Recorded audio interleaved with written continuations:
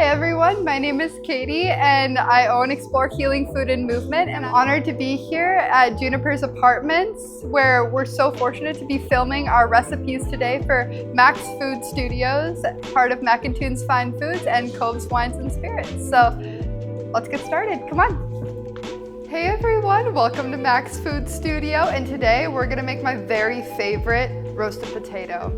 So this one has a ton of aromatics. We're using spiced paprika or smoked paprika, cumin seeds. That's very important. I would not use powder for this recipe. Some black pepper, freshly ground is always better as well. And then we have just some normal sea salt and then fresh thyme. The fresh thyme is another really important part. It adds an extra aroma when you take your first bite that really hits you before you get the roasty outside of the potatoes. All right, also, you're gonna get a bonus recipe today because I forgot my peeler. So let's peel a sweet potato with our knife.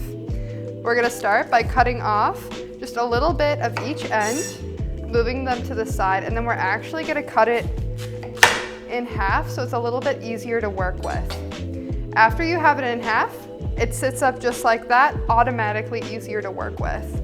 Let's start with this side first. So we're just gonna make kind of like a C, cupping up on the back side of the sweet potato, and then holding our knife at a very steep angle, just kind of getting through that top layer of peel, and then just kind of sawing your blade down. As soon as we got these done, we'll come back. And we're back. Sweet potato is nice and peeled, and now we're gonna dice it. So again, we want to make it as easy as possible to work with so that we get a nice even cut. That's going to ensure that the cooking is equal among the bottom of the pan. So we're going to go down with our tip down. Sweet potatoes are relatively hard like squash, so sometimes it's easiest to kind of teeter-totter your knife until you gently hit your cutting board. Otherwise you might slam it down and that just dulls your knife. All right, so again we have two flat halves. And then we're aiming to get it to be about a medium dice today. Just because a medium dice cooks a little bit faster. I know sometimes I love like big chunks of sweet potato, but for this recipe, since we're gonna be using it for meal prep, base of a bowl, something like that, a little bit smaller will be nicer and it'll be a lot quicker to cook.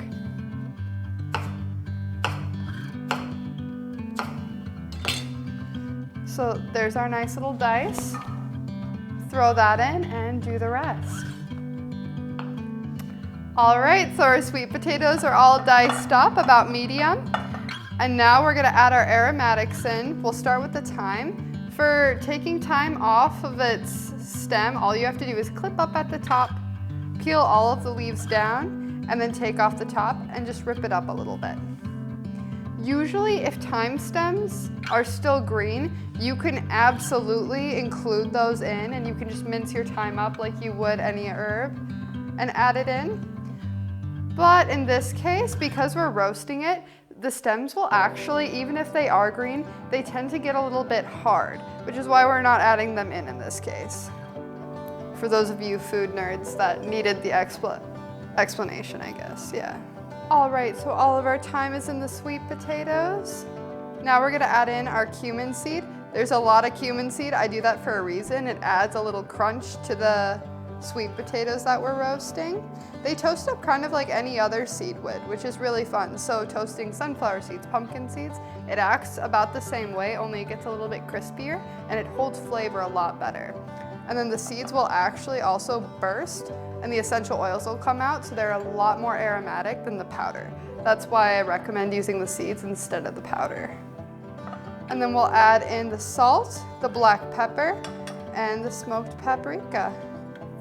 All right, all we need to do after that, I don't know about you, but I hate putting oil in measuring cups and measuring it out because oil sucks when you clean things out of it. So we're just gonna be adding about 4 seconds of the oil. And you can use any high heat oil. Today we're using safflower oil, but you can also use sunflower oil, untoasted sesame oil, anything that can withstand high heat. All right, and then from there, we're just gonna give it a little bit of a toss so that the sweet potatoes are evenly coated in the spiced oil and the herbs. It already smells really good. And then just as much as you can, try to lay it out flat. Typically, I would recommend doing this on a flat surface, so like a sheet tray or a cookie sheet. But if you don't have access to that, using a baking pan like this will totally work. All right, let's put it in the oven and I'll see you in 25 minutes. Okay everyone, so our sweet potatoes just came out of the oven and oh my gosh, they look so good. The oil is sizzling around, just lightly frying the outer shell of all of the diced potato.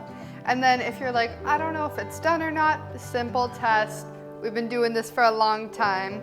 You just stick a fork in, and if it goes through super easily, then you're ready to try it. Might sneak one bite really quick. Let's see how we did.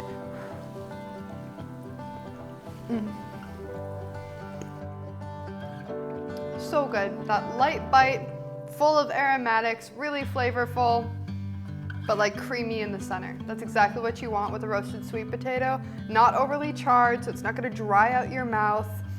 That's why I usually recommend just going with 25 minutes, see how it is, and then do the fork test. Don't look for the char on the outside. We don't want that.